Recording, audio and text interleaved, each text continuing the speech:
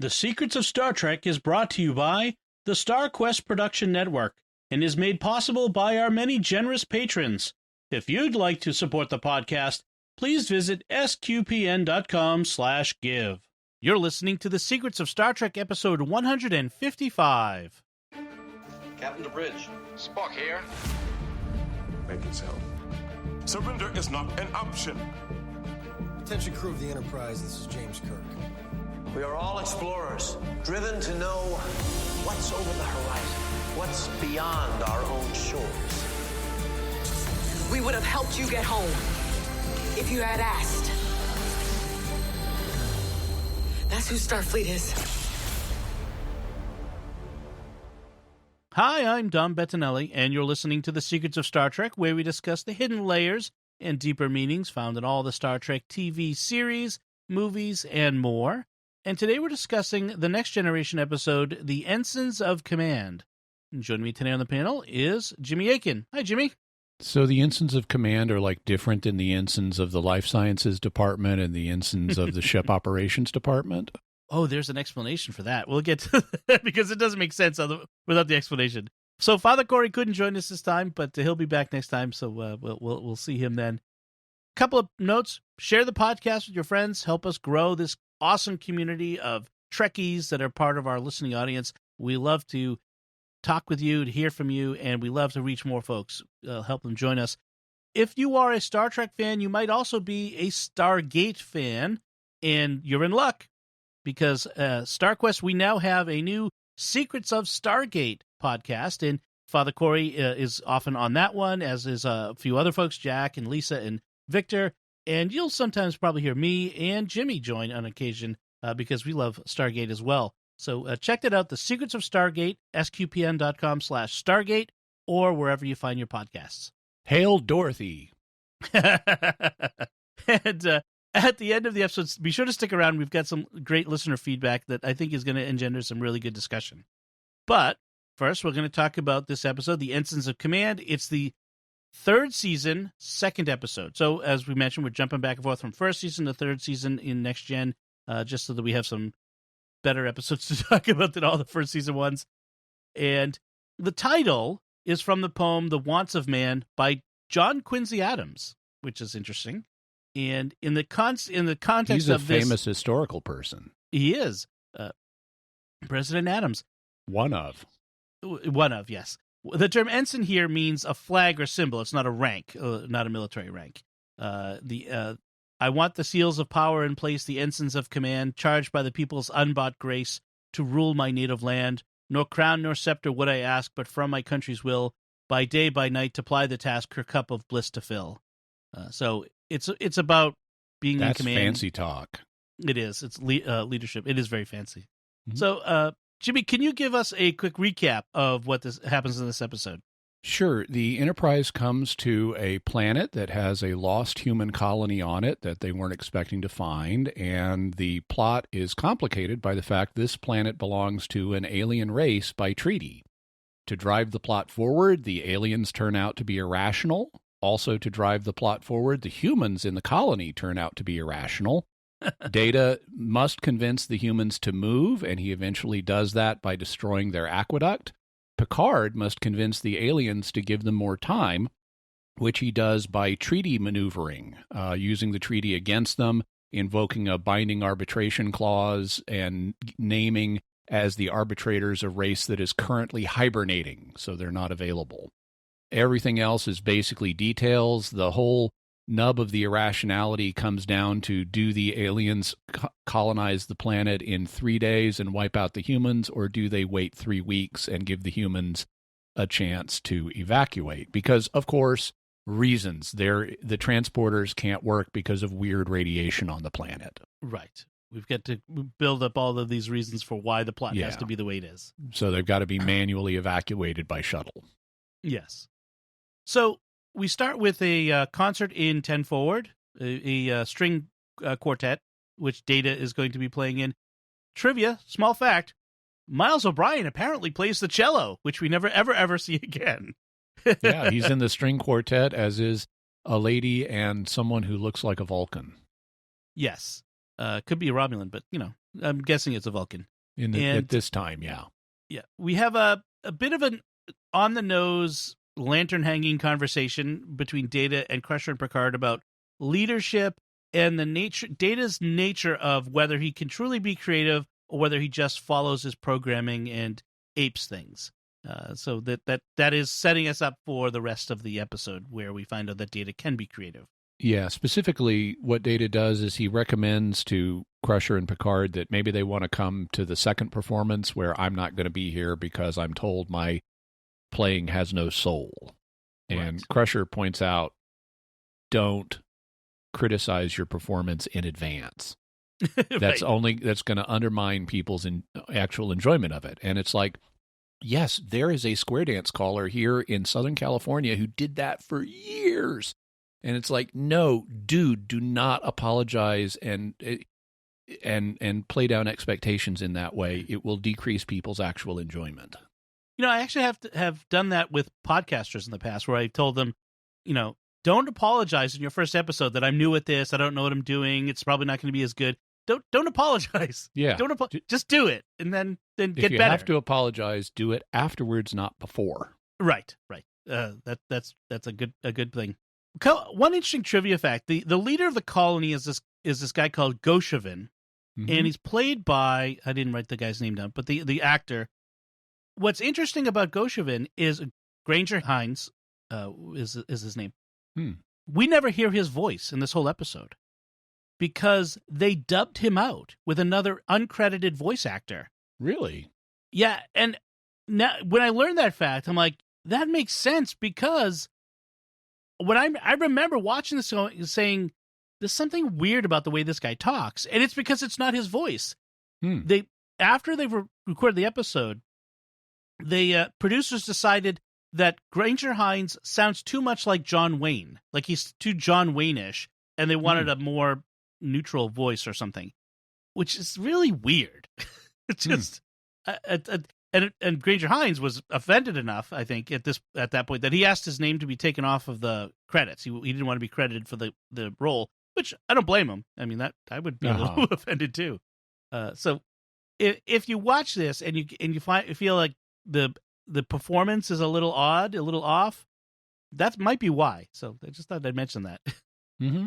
So the premise itself is you've got the reclusive Shellyak who haven't contacted humans in 100 years since their treaty, contact the Enterprise out of the blue, demanding colonies, the humans be taken from the planet, and sets up this impossible demand. Yeah, and they're also they're xenophobic, they're racist, superior.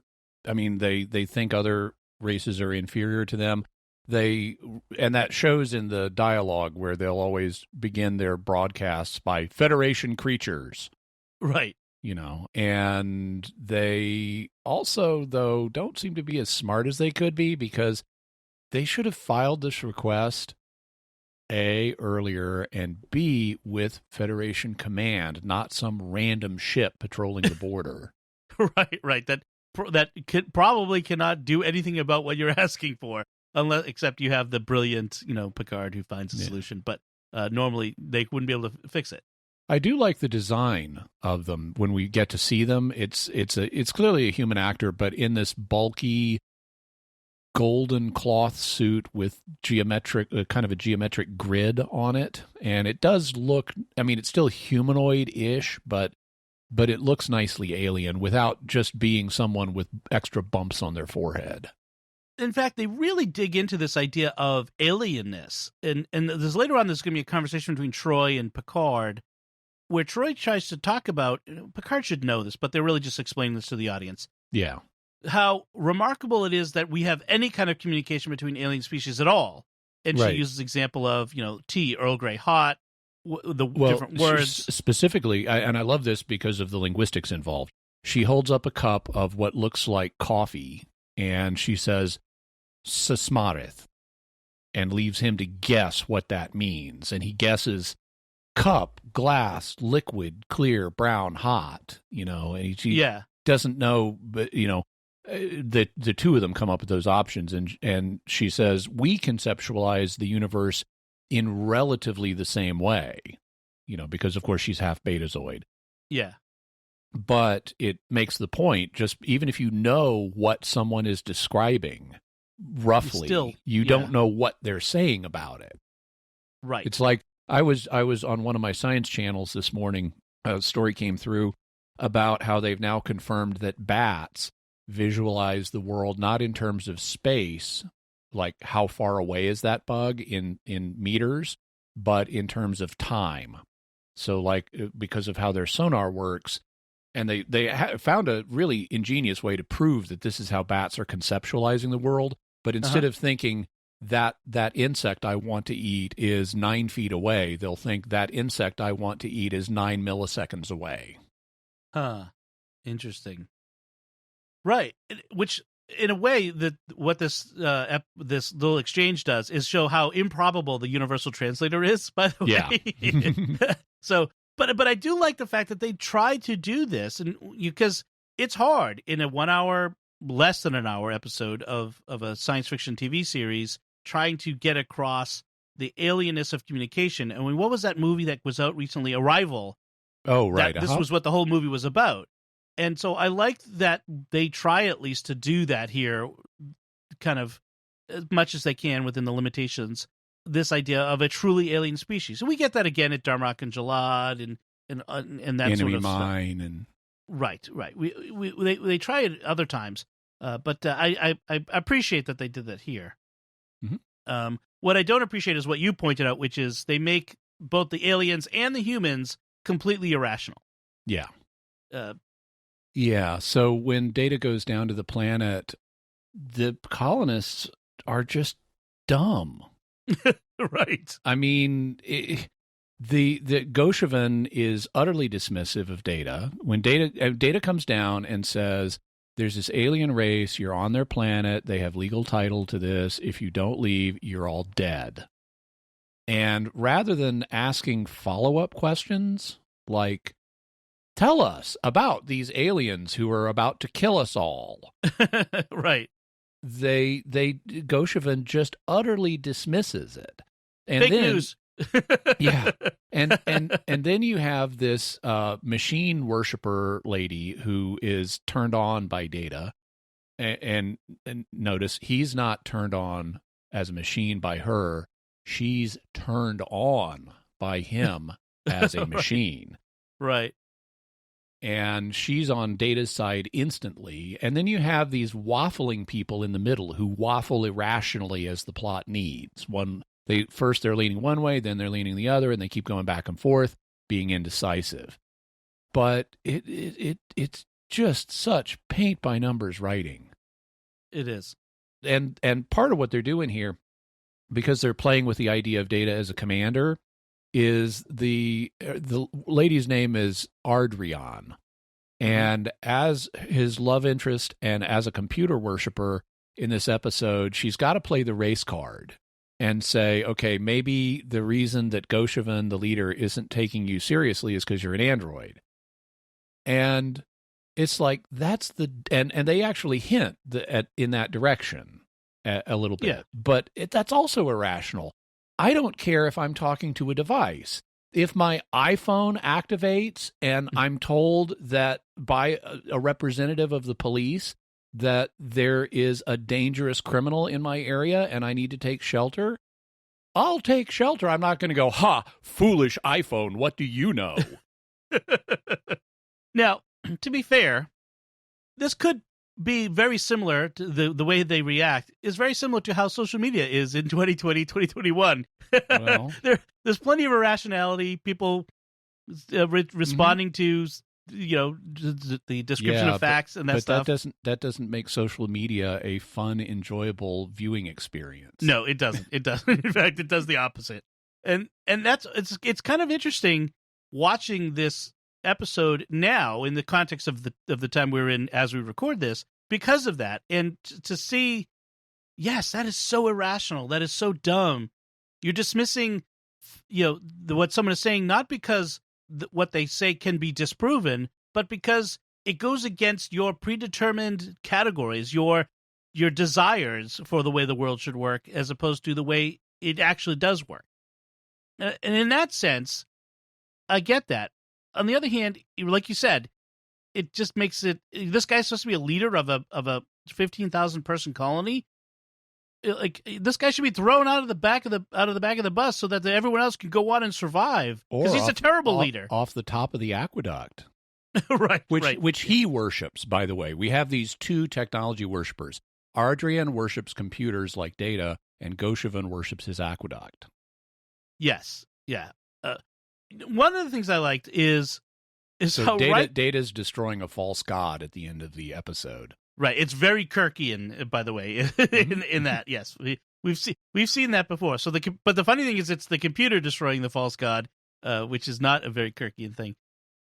One thing I like is how Riker, when he's trying to get like Data to do his job. So Data's the only one from the ship who can go down to the surface because of this radiation. They're not sure why the colonists have survived. They must have figured out a way to survive the radiation, but nobody on the Enterprise can survive. Only Data can.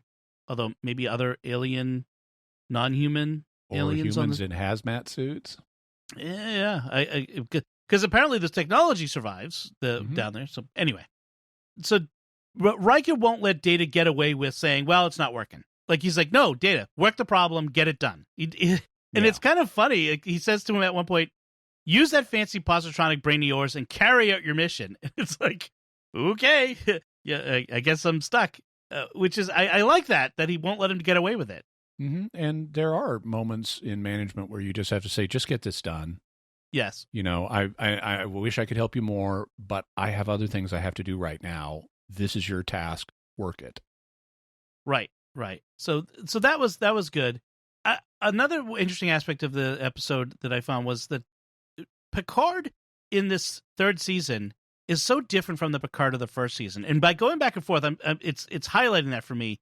He's much more relaxed and less strident than he would be in the first season in the face of this impossible situation.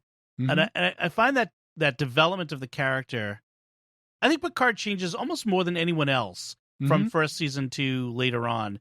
And I think that's why he becomes such a much better character.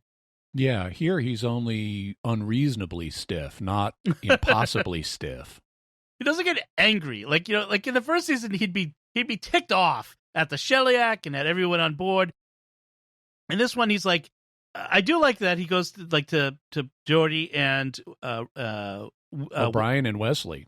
Brian, I kept saying Will in my head, but yeah, Wesley and O'Brien, hey, do this impossible thing, like make the transporters work even though they're not supposed to. I kind of like the fact that they don't ever actually get the transporters working. In fact, Geordi comes in at the end and goes, "We can do it. It's going to take 25 years and a staff of 500, but we could do it." Yeah. I did like that. We'll have them good. ready in time for the series Star Trek: The Next Generation. Right. So that was a pretty good thing too. But Data's solution, I also liked, even though that's really time filler, because that's all they're doing is filling time with that subplot and giving the actors some lines so they'll get royalties for this episode. I like the way they do it because they have these canisters that they're beaming. They're not beaming them down to the planet because they're doing this, and this actually doesn't make any sense. When they first start to test the canisters, they appear to be beaming them down through this weird radiation onto the planet and back, and they come back all weird. And that looks good. And I'm assuming there were like organics as well in those canisters because you need to transport not just crystalline matter, but organic matter as well. And this is having these test canisters is a nice thing. But then they take off to go intercept a Celiac ship and they continue the beaming experimenting process. And I'm going, how are you beaming them? You're not, how are you beaming them through the weird radiation at this point? Yes, they're very far away from the planet, so are they simulating the radiation? Do they have like a radiation chamber on the ship that they're using, or right? Yeah. So Data's eventually he gets the idea from Ardrian to use reverse psychology on the people. Oh, yeah. Oh man. Oh, and this is after, by the way, she's kissed him. Yes. And he notices how weird and inappropriate the kiss is. Yeah. But she then proposes this reverse psychology thing to him. And I don't know about, I don't watch a lot of contemporary television. My impression is that reverse psychology does not get invoked that much in current television. But if you go back to the 50s and the 60s and the 70s and the 80s, this was a big trope on television. Oh, yeah. The reverse psychology. Oh, we need to use reverse psychology. We're going to, in essence, dare people to do something as a way of getting them to not do it, or vice versa. And so this was, being of the age I am, it's like, oh yeah, here's the reverse psychology trope. His trope is they have this big meeting and he demands to let himself be heard because are you so afraid that you're afraid that you can't withstand debating me? So he talks and he says, I admire your courage in the face of your doom, your certain defeat. Your courage will be remembered and extolled. And then Arjian helpfully supplies from the side, by whom? Oh, that is true. No one will be left alive to remember. Oh, well. And actually, at least Goshevin goes, yeah, nice try. That was, you must have a very low opinion of us to think we'd fall for that. Very badly written and acted, too. It's just way stilted. It's very stiff. What I do like is that I don't like that scene at all. But I like the fact that we're seeing Data being challenged and failing, because Data has enormous Mary Sue potential. If Data is handled wrong, he becomes Mary Sue. And this subverts that Mary Sue-ness by having him fail and acknowledge his failure and be humble about it. Yes, that is true. Also, I don't find, even though these humans are being irrational, I don't find it to be completely unrealistic, because there are individuals who will be irrational in a situation like this. Back when Mount St. Helens blew up, there were people in Washington who said, I've lived here on Mount St. Helens for nigh on to 400 years, and no one's going to drive me off my land. And okay, fine, the evacuation is stopping. We don't have time to get everybody out anymore. Here it comes. Boom. And they all died. And so there will be individuals like that, but we wouldn't find a whole planet like that. And in fairness, they're not, but it's just handled so badly. Goshevin makes it, says that he doesn't think it's as hopeless as Data says it is. Right. But then we breeze past that. I'm like, so lay out the data. Show him why this is going to happen this way. Start giving him files on this alien race and what they've done before and how they've known to behave in the past. Instead, we just get this paint by numbers writing where after Goshevin declares he doesn't think it's as hopeless as Data says it is, people just start siding with him automatically, even though they've been given no evidence.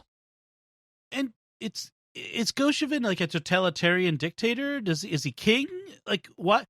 If you wanted to be more realistic, you'd have a faction of people like, okay, we're packing up and going, like Mount St. Helens. Most people left, some people stayed, and then if that was what you wanted to do, you could have a situation where most of the people, we're packing up, we're going, and a handful of you standing behind. What will that do to the viability of a colony? Where now instead of having 15,000 people, you have a few hundred people who are going to stay behind. Can the colony survive with that? Like, that would have made some interesting drama. Yeah, it was like the trickle, flow, gush strategy that the ATF hostage negotiation team was trying to use with the Branch Davidians before the hostage rescue team interfered and got them all killed. Right, exactly. So, it feels like they turned it into the Data versus Goshevin versus, instead of like Data trying to convince a large community of people and some people going and some people not and making an internal debate, it was Data versus Goshevin. And that, I think it was a simple story, but I think it was therefore a flawed story. So Data finally figures out how to get through to Goshevin by showing him, look, I'm one android with one phaser. I destroy the water pumping station, and now you have no water. And you're think of how much more, and you couldn't stop me. Now we've got hundreds of Shellyak who are even more powerfully armed. Do you think you're going to be able to stop them with your primitive pea shooters? And that's how he gets through to him, apparently. Picard figures out how to get through to the Shellyak by using the treaty, because they're a very legalistic society, apparently, using the treaty that they insist upon. And so the lesson we're supposed to be getting from this episode is leadership is figuring out what it takes to get the desired result from the people you need it from with the least amount of expense possible. And expense as in the least amount of expensive resources. I mean, that's not a bad lesson about leadership, but that's what we're supposed to be getting from this. Mm-hmm. There is an interesting moment. Here's a little bit of a, you can only see this in high def that they didn't expect to be able to see back in the day when they made it. When Picard and the others are going through the treaty on the screen, on the computer screen, they highlight some text, which is supposed to be the text. Here's what it actually says on the Okudagram. Oh, yeah. We can do search and replace. Come to think about it, that's what the Shellyak want to do with the colony on the planet. This section deals with the right of each party to confer with the other in the event something screwy happens with the treaty. This is on screen. This may take the form of normal FM spectrum communications, subspace FM communications, face-to-face meetings, telephone tag, messages in bottles, or any other watertight form of enclosure. Gossip, half-truths, outright lies, or face-to-face meetings. Interruption of treaty compliance shall not exceed one standard UFP solar year, except during the month of July. And it goes on from there. I just thought that was hysterical. I had to write it down because it was so funny. Oh, yeah. By the way, this treaty is supposed to be to impress the audience with how monstrous this treaty is. There was like a team of Federation legal experts who worked on it, and it's 500,000 words long. And I'm going, if we had a treaty with aliens, I would want it to be at least 500,000 words long. I would want to know exactly how all of our interactions are allowed to go because they're aliens. Well, I mean, we've got treaties, on Earth between nations that are more complicated than that. Yeah, so that's not in particular, but especially if they think different than we do, I want our interactions spelled out in minute detail. Yes, exactly. And so, as you mentioned before, Picard's solution is third-party arbitration by a species that is currently in a hibernation cycle and won't be available for 6 months. So you can wait 6 months for arbitration, or give me my 4 weeks that I can get people off now. Yeah. And they go for that. And that's how, as we wrap things up, then we have this final scene with Ardrian and Data and this whole romantic connection thing. Mm-hmm. And which is, I think, supposed to call us back to when Data originally in 10 Forward talked about his lack of soul in his violin performance. And so we're supposed to be getting this idea, no matter how lifelike and human Data is, he's still not human, which is actually a pretty decent message to remind the audience of, because people get all, there are others like Measure of a Man, which tell us that Data is like a human, but this one emphasizes the gap that there is that uncanny valley where he still is not going to be human.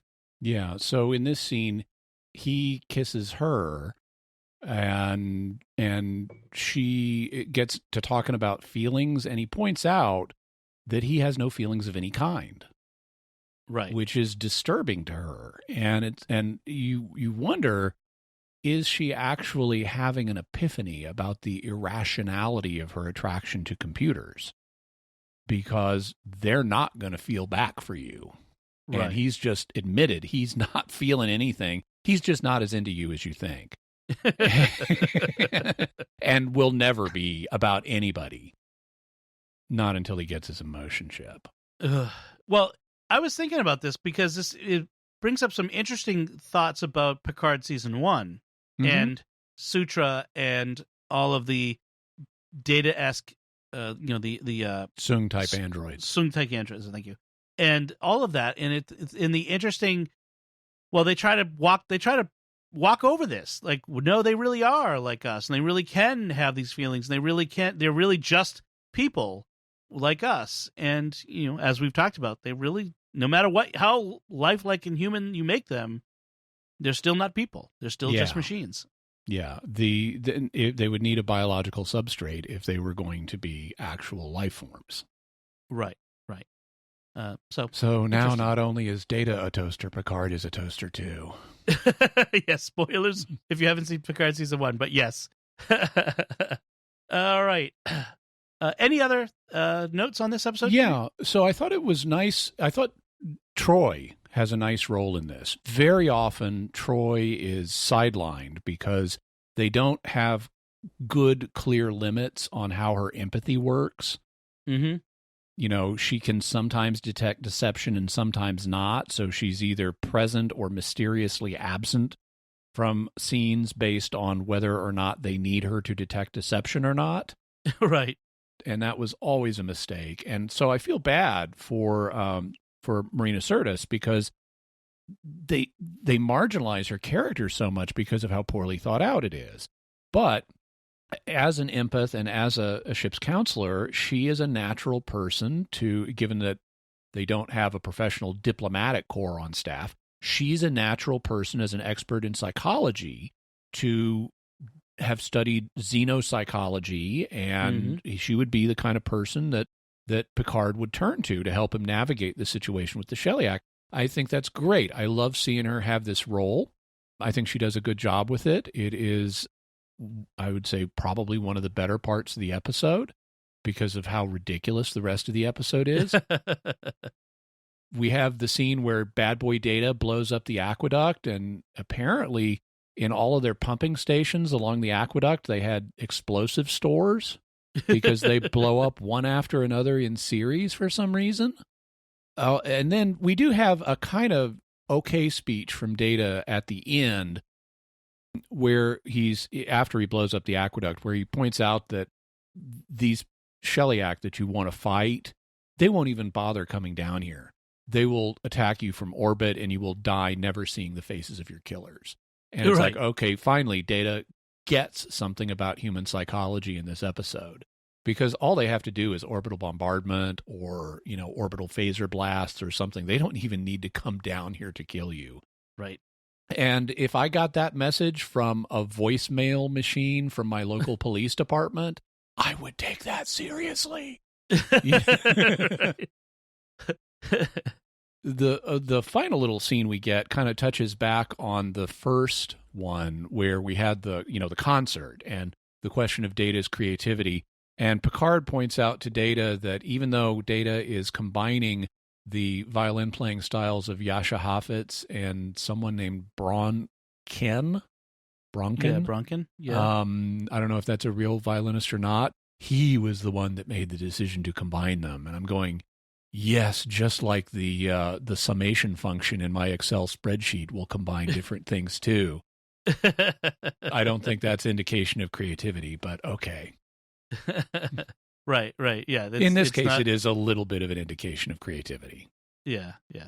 It's and we do have Data playing concerts after this, so it's interesting that they continue to develop it. I agree with you on Troy. I like the fact that eventually they figure out Troy is going to be Picard's diplomatic advisor, and when they use her that way, that they should have had someone like that all along. That should have been what she should have been all along, and that was a pretty good development of the character. Yeah. Excellent. So I did promise some listener feedback. You did. Pay up now. Time to pull the trigger and fulfill audience expectations. Don't subvert them. Don't subvert audience expectations. We're paying off that dramatic beat that I started at the beginning of the episode. I hung a lantern on it. Now here it is. We had some feedback from our listener Kelly Brown on Facebook. She left this comment on our discussion of the Discovery's first season, second half, which all takes place in the Mirror Universe. And she says, I must admit, while I do think that Discovery gets better in the second half of the first season, I wasn't a fan of the big reveal of Lorca being from the Mirror Universe. Personally, I've never much liked Mirror Universe episodes of any Star Trek series. They make no sense at all. All the ships and the characters have the same names. The ships all look like the Prime Universe ships with a little paint job. A culture that different than the Prime Universe would not produce ships that look like that with those names. Discovery would probably be named something like Ravager. Also, the people wouldn't be the same. There wouldn't probably not be a Michael Burnham because the circumstances of her parents' meeting wouldn't have happened. It's not a criticism of Discovery only. I have this issue with the entire concept of the Trek Mirror Universe. I do understand the point of Mirror Universe episodes. It's a way of highlighting our familiar characters by showing their opposites. Also, it's a way of giving the actors a chance to be the bad guys. As for Lorca, I wish that the big reveal wasn't that he was from the Mirror Universe. I think it would have been more interesting if he was Prime Lorca, but was changed from his experiences. So, Jimmy, what do you think about Mirror Universe episodes of Star Trek in general? Well, I think it would be interesting if this was Prime Lorca who had been changed. I don't mind him being Mirror Lorca, though.